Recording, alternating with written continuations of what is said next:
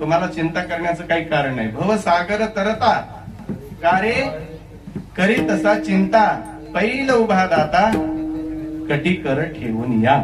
जगद्गुरु तुकोबाराय म्हटले, निश्चित तो भयावह आहे, भयंकर आहे, तो उल्लंघन करण्याकरता अतिशय कठीण आहे, त्याची चिंता करण्या योग्य आहे.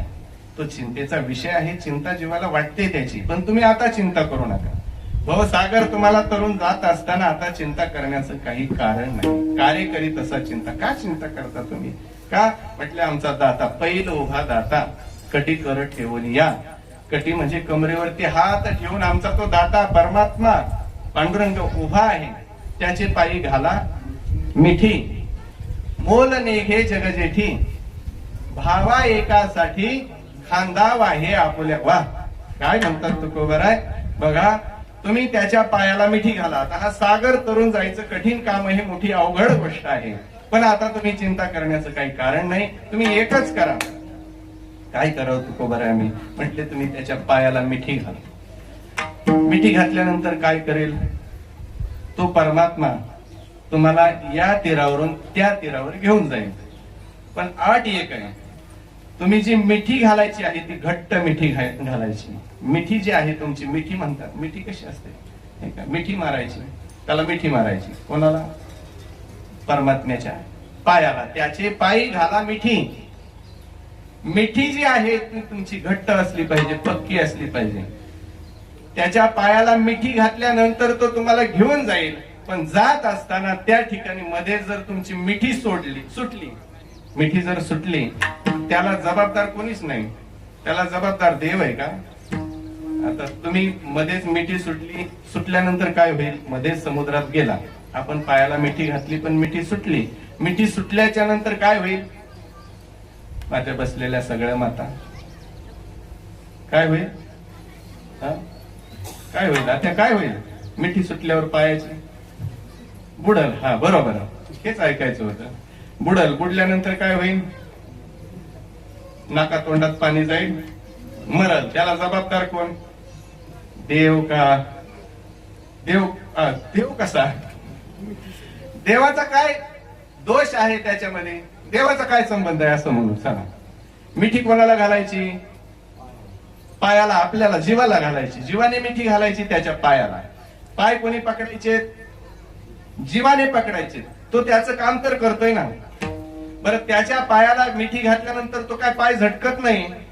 व्यवहारामध्ये असं घडतं, कधी कधी मोठ्याची पाय धरण्याची वेळही येते. कधी जीवनामध्ये अडचणी येतात, संकट येतात, त्यावेळेला कोणीतरी सोडवण्याची गरज वाटते जीवाला. मग काय करतात माणसं? पाय धरतात, पायाला मिठी मारतात. तर ते जे समर्थ माणसं पाय झटकतात. बरोबर आहे. ते पायाला तुमच्या मिठी घालू सामर्थ्य असतं, पण ते मिठी मारू देत नाही. तसा हा परमात्मा करत नाही. तो पाय झटकणार नाही. तो उलट त्याचे जसे पाय आहेत तसे पाय स्थिर ठेवतो, उलट पाय मजबूत करतो. कदाचित हुकून चुकून अनावधानाने याची मिठी सुटू नये याच्याकरता तो सावध परमात्मा राहतो. बरं, मिठी घातल्यानंतर पैल तीराला नेण्याकरता काही त्याला द्यावं लागतं का? तो काही घेतो का? जायचंय आम्हाला, तो घेऊन जाणार आहे, तो समर्थ आहे, त्याच्या पायाला आम्ही मिठी घालू, आम्ही मिठी सुटणार नाही याची काळजी करू. आता मिठी घातली आणि एवढी घट्ट मिठी पकडली, आता आम्ही काही केलं त्याचे पाय सोडायला तयार नाही सोडणार आम्ही पाय. पण त्याचे पाय पकडण्याकरता, ते पहिले तीराला जाण्याकरता, तो नेण्याकरता त्याच्यासाठी काही घेणार आहे का जीवाकडून? तुकोबाराय म्हणतात, मोल नेघे जगजेठी. पण याप्रमाणे सांगतात तो काही घेणार नाही. पण एक अट आहे, काय घेणार? भावा एकासाठी. भाव घेणार. तुमच्या अंतःकरणातला भाव पाहत होतो, बाकी काही पाहत नाही. तुम्ही किती श्रीमंत आहेत, किती गरीब आहेत, भिकारी आहेत का, राजा आहेत का, कोण आहे, काय पाहत नाही. तो काय या विश्वातलं काहीच पाहत नाही. विश्वातलं वैभव काय त्याच्याकडे, त्याने किती मोठेपण कमवलं, किती मोठा झाला, किती लौकिक मिळवला, काय पाहत नाही. तो फक्त एक पाहतो, भाव पाहतो. भावा एकासाठी. आणि म्हटले मग मिठी मारल्या, त्याच्या जर ध्यानात आलं भावा याचा शुद्ध भाव आहे, मग तो त्याला पायाला मिठी घातलेली मिठी स्वतःहून सोडून घेतो, त्याला दोन हाताला धरून उचलतो आणि कुठे घेतो? खांदावा हे आपुल्या. आता काय भीती? पायाची मिठी सुटल. आता तुम्ही पायाची मिठी मारली, मिठी सुटण्याची शक्यता आहे कदाचित.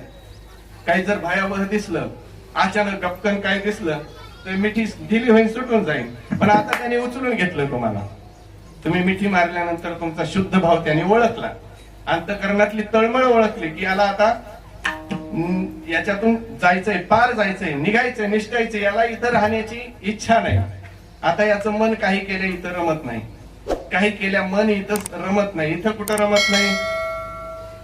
जिथं मन रमवायचंच नसतं तिथं रमत नाही. या लोकामध्ये, या प्रपंचामध्ये, या संसारामध्ये तो रमत नाही. काही केल्या मन रमत नाही असं त्याच्या ध्यानात येतं.